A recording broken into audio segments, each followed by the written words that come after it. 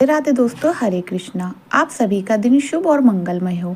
आज के दिन हम सुनेंगे माघ मास के 26वें दिन के आज आप सुनेंगे माघ मास महात्म्य के आगे की कथा। उससे पहले सुनिए आज के अद्भुत प्रसंग। उड़ीसा में एक गांव में बंधु मोहिता नाम की एक व्यक्ति रहा करते थे। बहुत ही गरीब थे, केवल भिक्षा मांगकर अपना और अपने परिवार का पोषण करते थे। वे नित्य सत्संग के लिए जाया करते और इससे उनके मन में संकल्प बना कि जीवन का एकमात्र उद्देश्य है भगवत प्राप्ति करना। इसलिए यह भिक्षा को भी ज्यादा महत्व नहीं देते थे। बस पेट भरने के लिए 2-4 घरों से भिक्षा का प्रयास करते। अगर नहीं मिलता तो उपवास भी कर लेते थे, लेकिन एकांत में खूब नाम कीर्तन किया करते थे। उन्होंने अपनी पत्नी को भी जीवन का परम लाभ समझाते हुए अपने साथ नाम कीर्तन करने को कहा। अब दोनों पति पत्नी एक साथ भजन करने लगे। बंधु के हृदय में विकल होते आने लगे कि अब तो मुझे भगवान जरूर मिलेंगे। अब उन्होंने किसी परिवार मित्र संबंधित आदि से मिलने की अच्छा नहीं लग रहा था। उनकी हालत तो बहुत ही दयनीय थी। उनके पास धन तो बिल्कुल नहीं था और भिक्षा से अन्न भी कभी कभी ही मिलता था। उनके पास पहनने को फटे पुराने और गांठ बंधे हुए कपड़े ही थे। एक समय ऐसा आया कि जब कई दिनों तक भोजन नहीं मिला तो उन्होंने अपनी पत्नी से कहा कि अगर तुम साथ दो तो हम मेरे एक मित्र के पास जा सकते हैं। मेरा मित्र बहुत धनी है, कृपालु है, मुझसे बहुत प्रेम करता है। 5 दिन तक पैदल का सफर और उसके बाद हमें कभी भूखा नहीं रहना पड़ेगा। अब उनकी जो पत्नी थी वह तो बड़ी पवित्र व्रता थी और बंधु मोहिता की बात समझते हुए वह साथ चलने को तैयार हो गई। कई दिनों से भूखे होने के कारण शरीर में ताकत तो नहीं थी। अब 5 दिन तक लगातार पैदल चलना बहुत सा बंधु मोहित अपने 2 बच्चों और पत्नी के साथ उस गांव में निकल पड़े।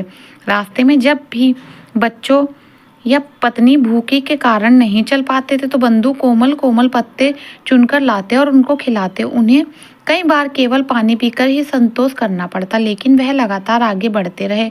अंदर से प्रभु मिलने की चाह इतनी तीव्र थी कि इतनी तेजी से कि बंधु मोहित को भूख की भी परवाह नहीं थी। वह तो बिना कुछ खाए पिए आगे चल ही जा रहे थे, लेकिन अपने बच्चों को, अपनी पत्नी को भूख से तड़पता देखकर वह अंदर ही अंदर भगवान से रोते हुए प्रार्थना करने लगे कि हे प्रभु, मैं तो भूखा रह सकता हूँ, मैं भूख सहन कर सकता हूँ, पर मेरे बच्चे कैसे कष्ट झेलें पाएंगे। ऐसा ना हो कि आप तक हम पहुँच ही ना पाए। इसलिए मुझे आप इतनी समर्थ जरूर देना कि मैं शीघ्र आप तक पहुँच जाऊँ। अब भूख प्यास सहन करते हुए बंधु मोहित का परिवार लड़खड़ाते हुए किसी तरह 5 दिनों तक जगन्नाथपुरी पहुंच गया। वहां पर जगन्नाथ मंदिर से दूर से दर्शन करते ही बंधु मोहित साष्टांग लेटकर भूमि पर लेटने लगा और अपनी पत्नी से कहने लगे, मेरे कृपालु प्रभु के दर्शन हो गए। यही तो मेरा मित्र है। मैं कह रहा था ना मेरे मित्र के बारे में, यह वही तो है। मेरे प्रतिमा मेरी दीन बंधु स्वामी है और इनके समर्थ में हम यहाँ तक पहुँच पाए हैं। अब चाहे प्राण भी छूट जाए कोई परवाह नहीं। उनकी पत्नी ने हृदय में उतना अनुराग तो नहीं था, पर उन्होंने इस बात का सुख था कि अब वह भरपेट भोजन मिलेगा और भक्तों का संग भी मिलेगा। आनंद में चलते हुए बंधु और उनका पूरा परिवार सिंह द्वार के सामने पहुंचे। पत्नी और बच्चे भूख के व्याकुल थे, पर वे फटे कपड़े की हालत में थे, एक कोने में खड़े रहे। कोई उन्हें पूछ ही नहीं रहा था। सिंह द्वार पर बहुत भारी भीड़ थी।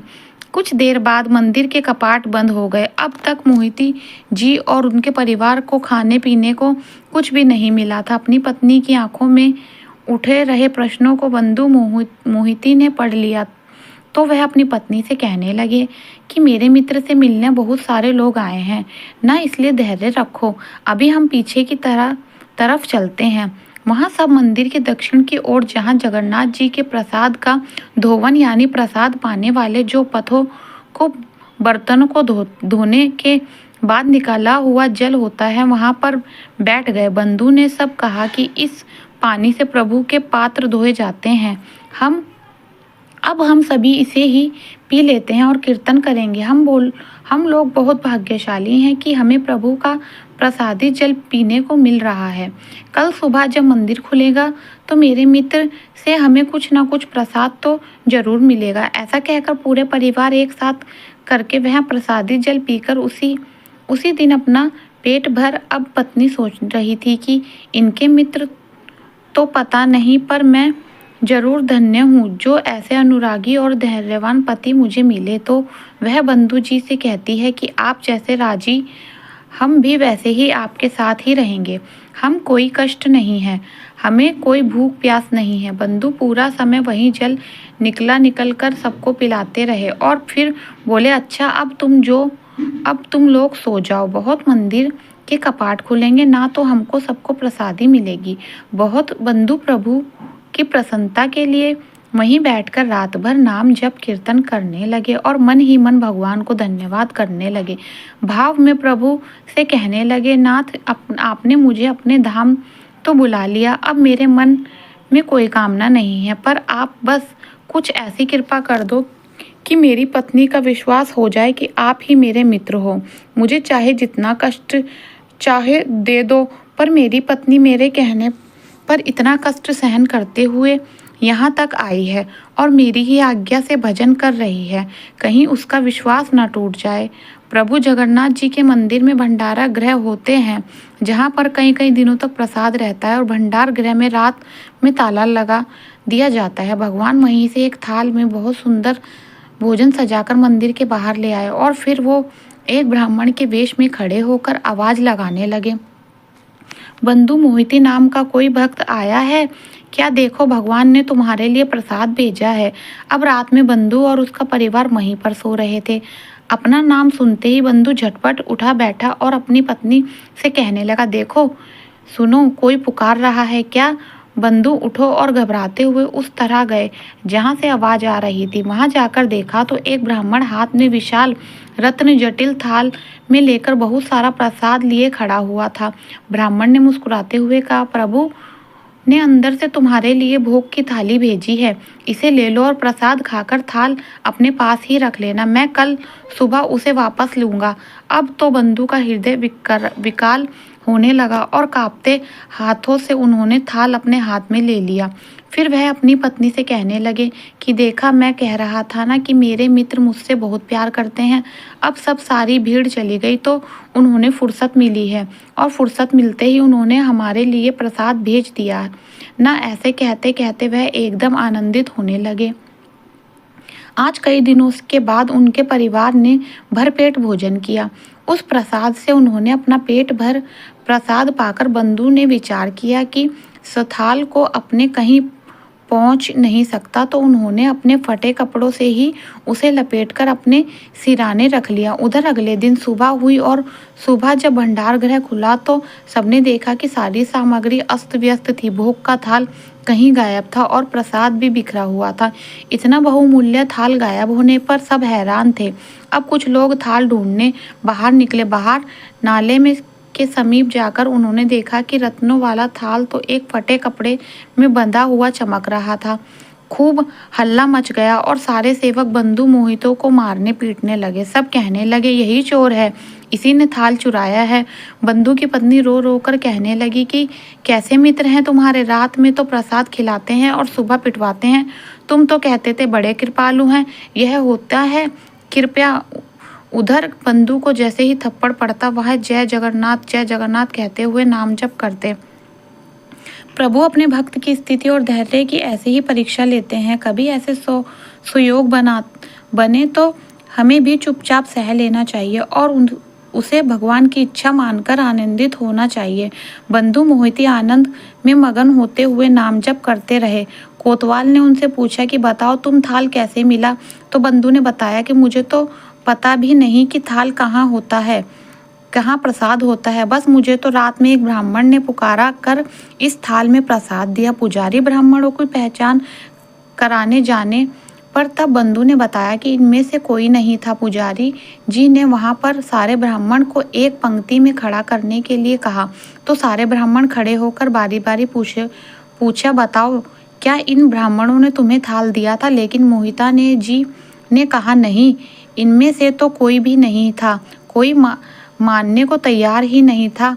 सब कहते रहे कि झूठ बोल रहे है। अधिकारी कहने लगे कि अगर यह अंदर घुसा होता तो बाहर से प्रधान द्वार का भी ताला टूटा हुआ होता। यह थाल तो प्रसाद लेने भला अंदर कैसे जा सकता है, क्योंकि ताला भी अपने आप लगा हुआ है, कहीं कुछ भी टूटा फूटा नहीं है। उधर भीड़ बंधु को नीची दृष्टि से देखने लगी। सब कहने लगे, देखो यह गरीब कैसे जगन्नाथ जी के मंदिर में चोरी करने से नहीं रुका। यह सारा दृश्य उपस्थित होने पर भीड़ हो गई। इस तरह बात करते देखने पर बंधु मन में हंसने लगे और प्रभु की लीला देखकर मन ही मन प्रसन्न होते रहे। उन्हें किसी बात का कोई दुख, कोई कष्ट हो ही नहीं रहा था। वह मना ही मन मुस्कुराते रहे, प्रसन्न होते रहे कि प्रभु तो यह है आपकी लीला। और वह अपनी पत्नी की दशा देखकर अब प्रार्थना करने लगे कि प्रभु मुझे तो आपकी हर चाल पता है, मैं तो जानता हूँ आप कब क्या करते हो, लेकिन आपकी कृपा पर मेरी पत्नी को अविश्वास मत होने देना। वह सोच रही है कि आप कुछ नहीं है। पुरी के राजा इधर प्रताप रुद्र गहना निंदा में थे।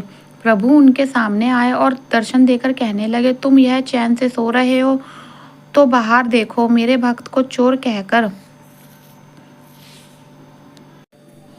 पहुंचाया जा रहा है। तुम्हारे कर्मचारी मेरे भक्त की पूजा न करके उसे गालियां दे रहे हैं और मारपीट कर रहे हैं। मैंने रात में स्वयं उसे अपने भोग का थाल में प्रसाद दिया। वह मेरी प्रेमी और मेरा परम भक्त है। जाओ, जल्दी जल्दी जाओ और उसे क्षमा मांगो। तुम्हारे राज्य में यदि ऐसे भक्त का अपमान हुआ तो मैं तुम्हें दंड दूंगा। अब प्रभु की भी विचित्र लीला है। इस तरह भक्त को खुद पिटवा रहे हैं और दूसरे राजा से उसकी पूजा करने को कह रहे हैं। अब भगवान राजा को आज्ञा करते हुए कहने लगे, मेरा आदेश है कि आज से मेरे मंदिर के संपूर्ण हिसाब किताब का अधिकारी वही होगा। उसके दस्तखत से ही पूरे मंदिर का व्यवस्था चलेगी। ऐसा कहकर भगवान अंतर्ध्यान हो गए। राजा तुरंत मंदिर की ओर भागे। वह पहुंचते ही उन्होंने बंधु मोहिता को साष्टांग प्रणाम किए। जिन्हें भीड़ घोरी खड़ी रही थी तो उन्हें हृदय से लगाकर उनसे सच्चे मन से क्षमा मांगी और सबके सामने ही देखते देखते राजा ने घोषणा कर दी कि जगन्नाथ जी का सीधा आदेश है, आज से मंदिर का पूर्ण अधिकारी यही होंगे। इसी का दस्तखत से मंदिर की सारी व्यवस्थाएं चलेगी। बंधु वहीं अपने फटे पुराने कपड़ों में हाथ जोड़कर दैन्य भाव से खड़े रहे। राजा ने उनसे कहा कि प्रभु ने जो आदेश दिया है, कृपया आप उसे स्वीकार करें। आज भी जगन्नाथपुरी में बंधु मोहिता जी का वंशज मंदिर की सेवा करते आ रहे हैं। सारा हिसाब किताब उन्हीं बंधु मोहिता जी का वंशज संभालते हैं। और इस कथा से हमें पता चलता है कि प्रभु को प्रसन्न करने के लिए यह बिल्कुल जरूरी नहीं है कि आप कैसे हो, आप धनी हो या उत्तम कुल के हो। प्रभु के लिए प्यार और आनंदपन यदि हो तो वह रीझ जाते हैं। फिर आप चाहे किसी भी दशा में क्यों ना हो, किसी भी कुल में क्यों ना हो जन्मे हो, प्रभु आप अपनापन लौटाने के लिए आपके पास जरूर आते हैं, अपनी कृपा जरूर करते हैं। सभी मिलकर प्रेम से बोले, श्री जगन्नाथ भगवान की जय, बंधु मोहिता की जय जय जय। यह थी आज की कथा। अब सुनिए माघ मास महात्म्य का आज का अध्याय। ऋषियों ने श्री सूत जी महाराज से पूछा, हे सूत जी, हिमालय प्रदेश व्रती गंगा क्षेत्र के केदारनाथ भगवान में स्थित सुनी जाती है, सो वे वहां किसी प्रकार प्राप्त हुए। तब श्री सूत जी कहने लगे, महर्षि, जब तक गर्मी और वर्षा रहती है तब तक तो भगवान शिव वहीं अर्थात हिमालय प्रदेश के केदार क्षेत्र में रहते हैं, किंतु शीतकाल में हटकेश्वर क्षेत्र में चले आते हैं।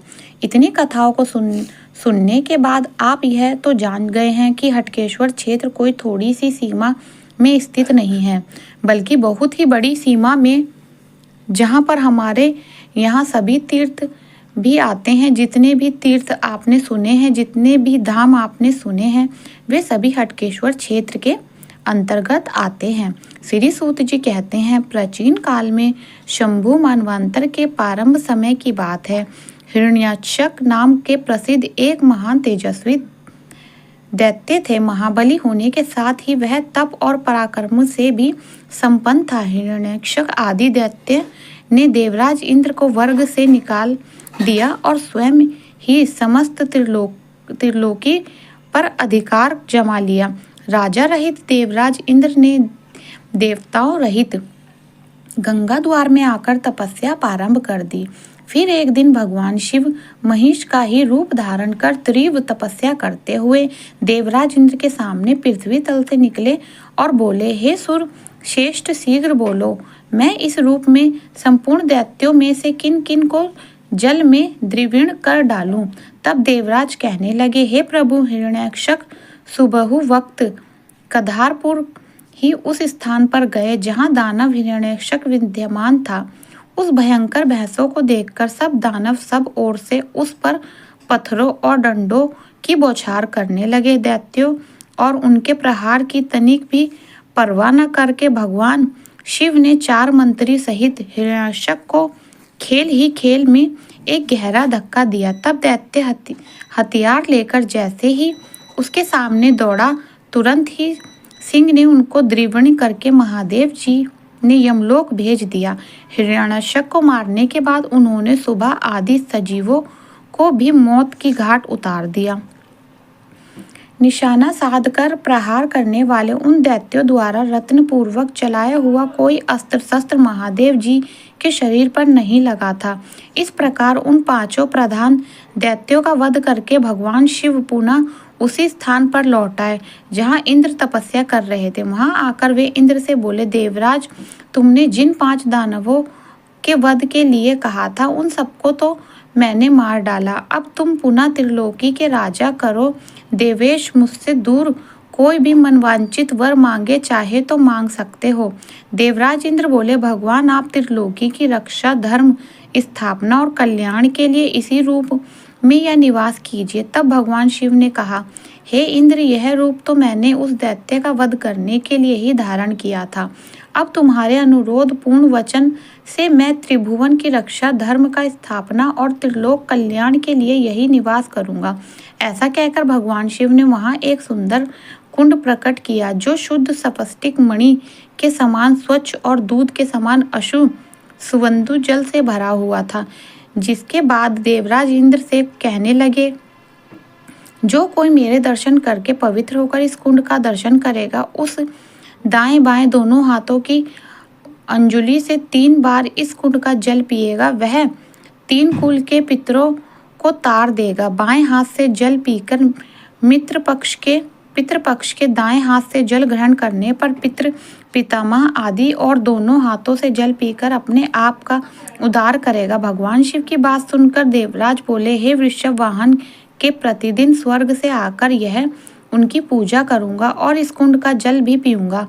अब महिष रूप में यहाँ आकर केदारिया अर्थात जल में किनको विद्रुणा करूं, ऐसा कहा था, इसलिए आप केदार नाम से प्रसिद्ध होंगे। भगवान शिव कहने लगे, इंद्र, अगर ऐसा करोगे तब तुम्हें दैत्यों से भय नहीं प्राप्त होगा, तुम्हारे अपने शरीर से उत्कृष्ट तेज दिखाई देगा।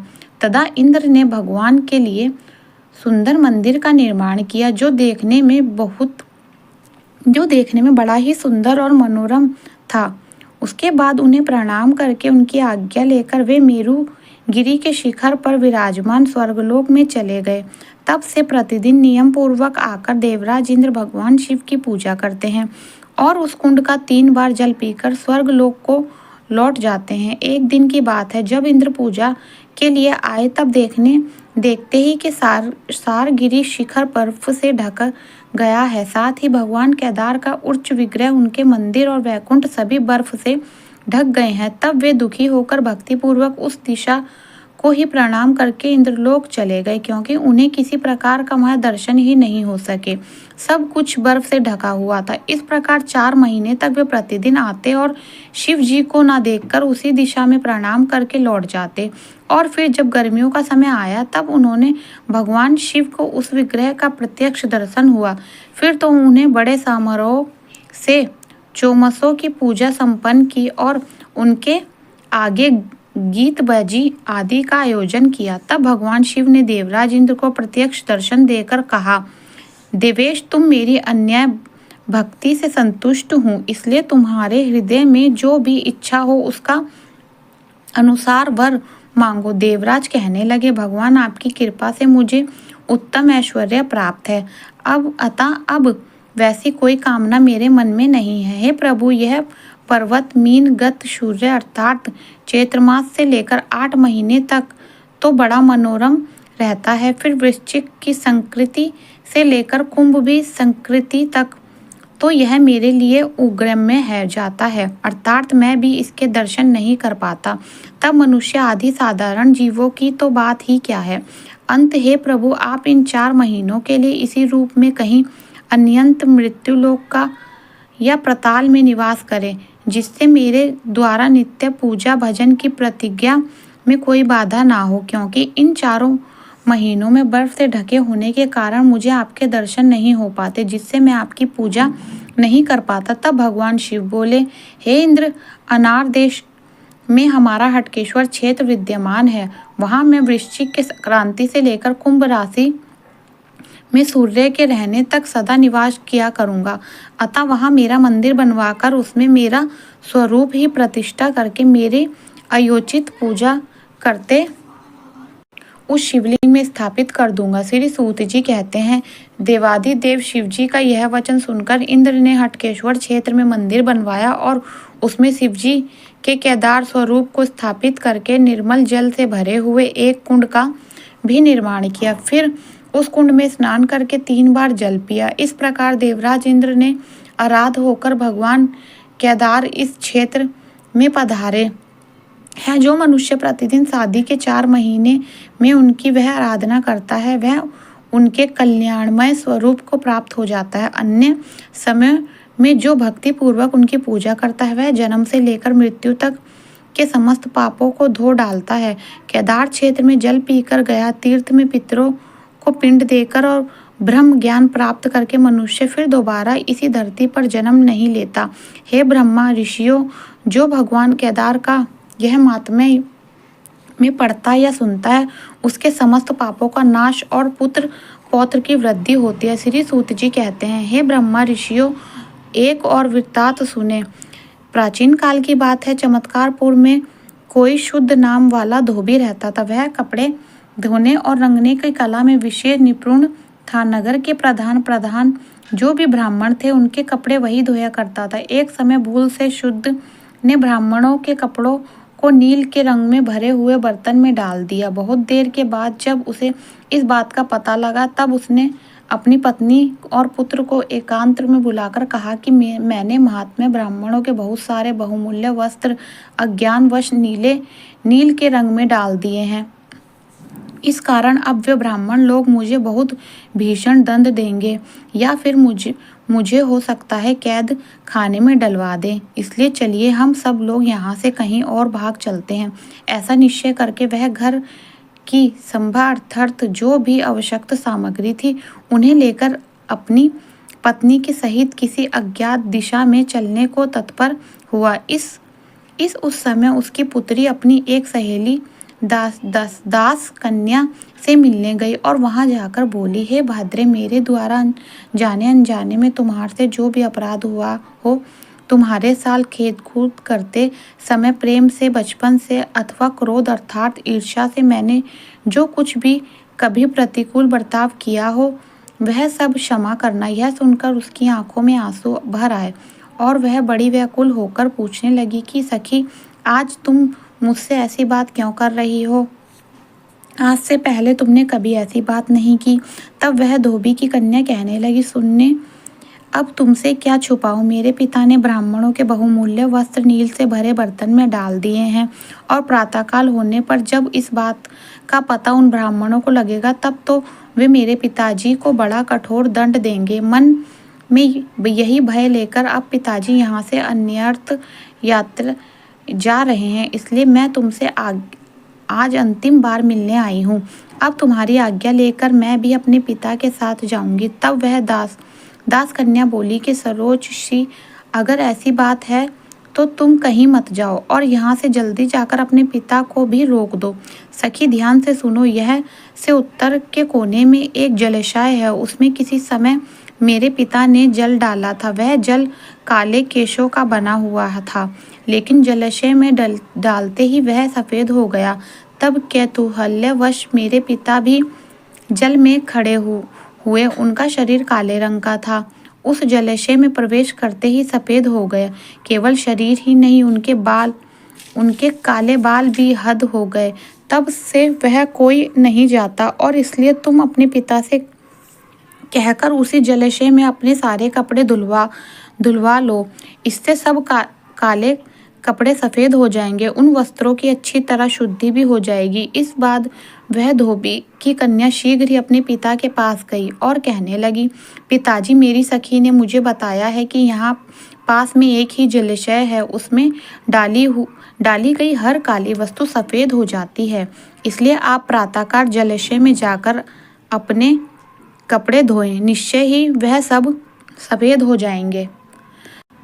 उसके पिता ने कहा, बेटे, प्राचीन पुरुषों ने कहा है कि वृक्ष के लेप, मूर्ख स्त्री, ककड़ी मछली, नील के रंग और मदिरा पीने वाला मनुष्य का एक ही ग्रह होता है, अर्थात पकड़िया अग्रह होता है। इसलिए नील का रंग अगर एक बार चढ़ जाए तो फिर मिट नहीं सकता। सुनकर उसकी कन्या बोली कि एक बार पिताजी सारे वस्त्र को लेकर चलिए तो यही सही, जब यह शुद्ध होंगे, काले से सफ़ेद हो जाएंगे, तभी हम घर लौटेंगे, नहीं तो वहीं से हम दूसरी दिशा में चल देंगे। कन्या की बात सुनकर उसके भाई बंधु और उसके सेवकों ने एक साथ वहीं के ठीक हम सब वहीं रास्ता दिखाती जा रही थी। वह जलाशय तरह तरह की फैली हुई लताओं से छुपा हुआ था और उस दास कन्या ने उस दिखाया। तब धोबी ने जल में घुसकर उन वस्त्रों को धोया। धोते ही वे सभी काले वस्त्र एकदम स्वस्थ हो गए, सफ़ेद हो गए। इससे प्रसन्न होकर धोबी ने अपनी कन्या और मल्लाह की पुत्री अर्थात उसी दास कन्या का आशीर्वाद देते हुए बड़े आदर पूर्वक कहा कि हम अब यहाँ सारे वस्त्र उन श्रेष्ठ ब्राह्मणों को समर्पित कर सकते हैं और हम यह से कहीं और नहीं जाना पड़ेगा। इसके बाद घर जाकर धोबी ने बड़े हर्ष के साथ वे सभी वस्त्र ब्राह्मणों को दिए। ब्राह्मणों ने वस्त्र के साथ ही धोबी के शरीर और उसके बालों को भी सफ़ेद हुआ देखा। पूछा, यह क्या अद्भुत बात दिखाई देती है? कल तक तो तुम्हारे बाल काले थे, तुम्हारा रंग भी काला था, अचानक से यह सब कुछ सफ़ेद कैसे हुआ? तब धोबी ने सारा हाल उन ब्राह्मणों को कहा सुनाया। सुनकर ब्राह्मण लोग भी उत्सुकता पूर्वक वहां गए। उन्होंने परीक्षा के लिए बहुत सारी काली वस्तु उस जलाशय में डाली, पर वे सभी सफ़ेद रूप में ही बदल गई। तब तरुण धर्मार्थ पुरुषों ने भी उस जलाशय में स्नान किया और जल का स्पर्श होते वे सब श्वेत वर्ण के ताज, तेज और वीर्य से संपन्न हो गए। हाँ, उनके केश भी सफ़ेद हुए, बिना नहीं रह सके। वह स्नान करने के प्रभाव से सभी लोग परम गति को प्राप्त होने लगे। तब देवराज इंद्र ने उस मोक्षदायक शुक्ल तीर्थ को देखकर उसे धूल से पटवा दिया अर्थात धूल से भरवा दिया। मान्यता है कि आज भी वहाँ पर जो तिनके आदि, घास आदि उत्पन्न होते हैं वे शुक्ल तीर्थ के प्रभाव से सफ़ेद ही होते हैं। जो मनुष्य वहाँ उत्पन्न हुई कुशा से श्राद्ध करता है वह समस्त पीड़ितों को तार देता है। जो मनुष्य शुक्ल तीर्थ की मिट्टी को अपने शरीर में लगाकर स्नान करता है वह सभी तीर्थों का फल प्राप्त कर लेता है। ऐसा कहकर श्री सूत जी महाराज कुछ समय के लिए मौन हो गए और हरे कृष्ण के साथ आज की कथा में बस इतना ही। आगे का अध्याय आप सुनेंगे अगली कथा में। तो यह था आज का अध्याय। मेरा वीडियो आपको पसंद आया हो तो प्लीज़ चैनल को लाइक, शेयर, सब्सक्राइब करना ना भूलें। राधे राधे।